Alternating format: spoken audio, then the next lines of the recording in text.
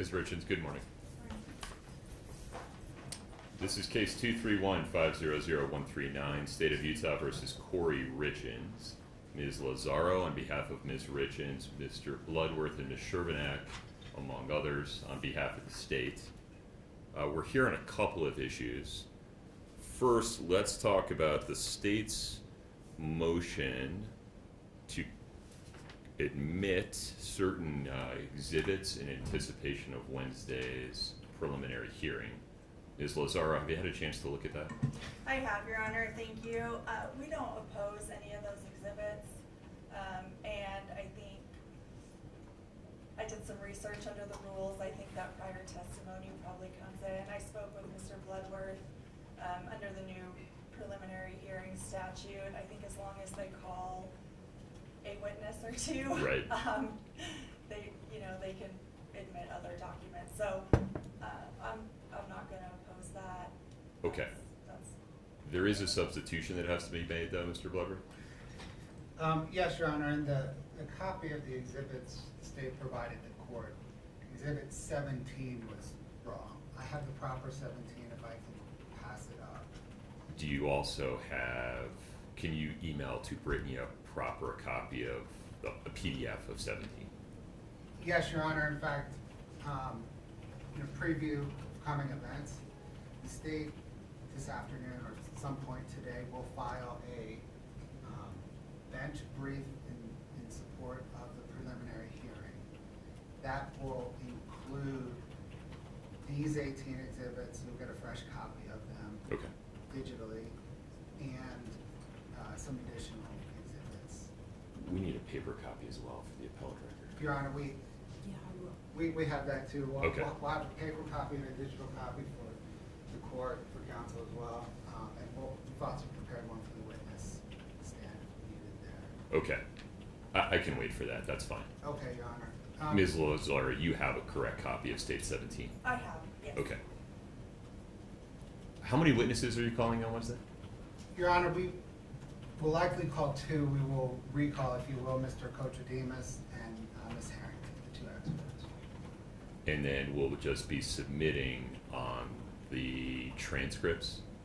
Your Honor, we'll submit on the transcripts from the detention hearing. Right. That would be Exhibit 1 ideally. And then through Exhibit 65, we'll have, I think, 5 1102 statements. We're going to rely on about a dozen documents previously in the docket by document. Okay, so they will be admitted separately as something higher than 18? Yes, Your Honor. I anticipate kind of first thing Wednesday, once everybody's had a chance to look at the documents, moving on mass to admit those, and if we have to discuss any particular ones, we can. I think the foundation kind of for all of those documents are similar to the foundation that the state presented in this briefing. Okay. You've seen the 1102s, Ms. Lazar? Not yet, Your Honor. We'll send those out today.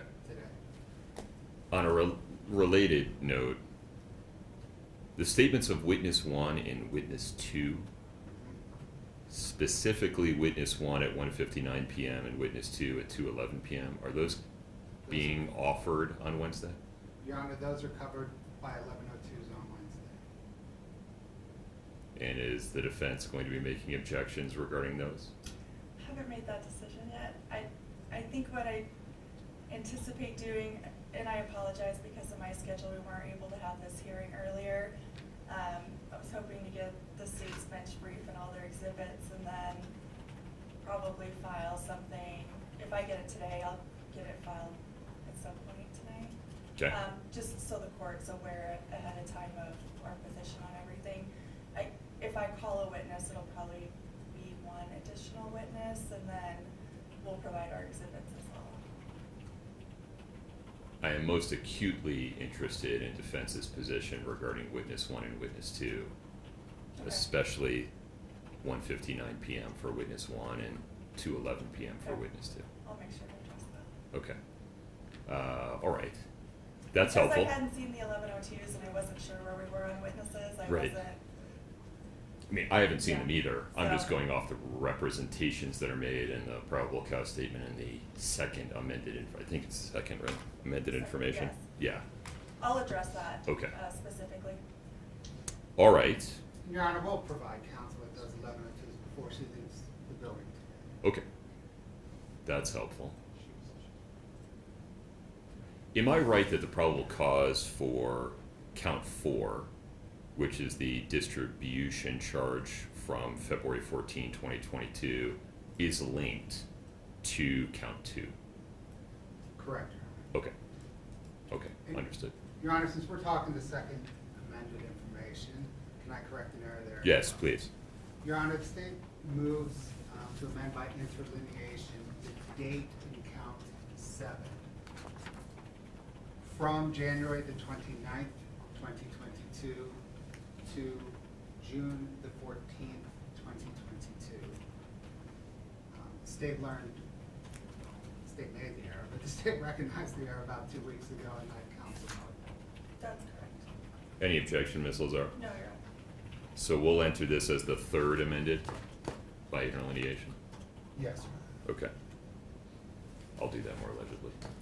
Okay. All right. Anything else in anticipation of any procedural or evidentiary issues coming on Wednesday? Not from the state, Your Honor. Not this time. Not at this time. I think what I do is we're gonna meet after this hearing and we can discuss, I guess, those. I'll notify the court of, Okay. I guess, where we're gonna be at on this. All right.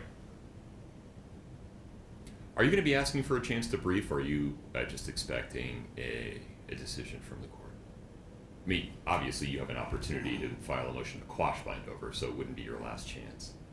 I probably will ask for an opportunity to brief it. I mean, I guess some of it's depending on how testimony comes out. Okay. With some of the experts. If that's something you want to do, let's re-raise that on Wednesday. That sounds great. Okay. I'll do that. Thank you.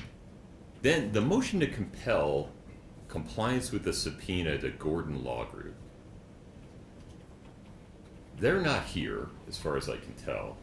Your Honor, we are here. Oh, my apologies. I'm Yes. so I didn't see you there, folks. Okay, you get close to a mic, please. Your Honor, Yes. before we move to Gordon, Yeah. did the court admit 1 through 18? Oh, is that a motion that you want me to do today? Yes, Your Honor. Okay. Any objection, No Ms. objection. Lazaro? All right. So states 1 through 18, including corrected. Is it 7 or 17? 17. Corrected 17 are admitted for the purposes of the preliminary hearing on Wednesday. Thank you, sir. Okay. Okay. Do you folks need a chance to talk to Ms. Richins about this motion? Have you had a chance to talk to her about it? No, and we'd like to argue the motion, Your Honor. Do you want to talk to her before you argue to make sure you know what her position is?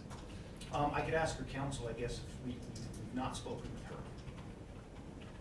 Or your client? Just take 5 minutes, make sure everybody's on the same page here. That's fine, Your Honor. Okay, we'll take a 5-minute recess. Thank you. Thank you. Subpoena issued to Gordon Law Group. Who do we have on behalf of Gordon Law Group? Good morning, Your Honor. Corbin Gordon here representing Gordon Law Group and Marie Bramlaw. Very good. You've had an opportunity to confer with Ms. Richins and her criminal defense counsel. Help me understand, are there any non-privileged documents that are captured by the subpoena that are in Gordon Law Group's possession? Our position is no. Okay. How long would it take you to produce a privilege log? I don't want to create busy work, I don't want to make it unduly burdensome, but I think the state's entitled to some information about what's in there. Dates, basic summary, basic privilege log material. We could probably have that for you in a week, Your Honor. Okay. Mr. Bloodworth, any objection?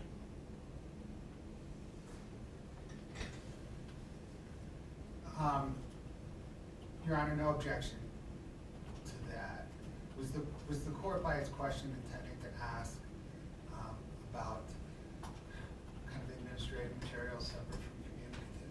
Well, we'll find out what's in the file. I don't know. I haven't seen it. You haven't seen it. They have, but that's why I think a privilege log is the logical next step. And then if you believe then some things are not privileged and privileges are being claimed for those materials, the state would be within its right to challenge that, but let's take it one step at a time. 7 days, is that reasonable? Yes, Your Honor. We would like to, I would like to go on the record of lodging just an absolute objection to this. And I think counsel is going to go on record that she does not waive her privilege, and so I would like the opportunity to at least argue today that we do this under extreme objection based on the impact that it could have on attorney-client privilege in the way that we represent our clients. Would you acknowledge that just because a communication is given to an attorney, it is not automatically a privileged attorney-client communication? That's what the case law says, Your Honor, yes. Okay. And so I think the state's entitled to be reasonably skeptical about whether everything that was handed to Ms. Branwell and your law firm is in fact privileged, but you may be right. You're an officer of the court, we'll see what the law shows. So I don't think we're doing damage to the sanctity of the attorney-client privilege by asking for a basic log here. Okay, and those will be held in camera, Your Honor? Well, I'm not gonna look at the documents, I'm just gonna look at the log first. Okay. Yeah, nobody's producing any documents until we see the log. Okay, fair enough.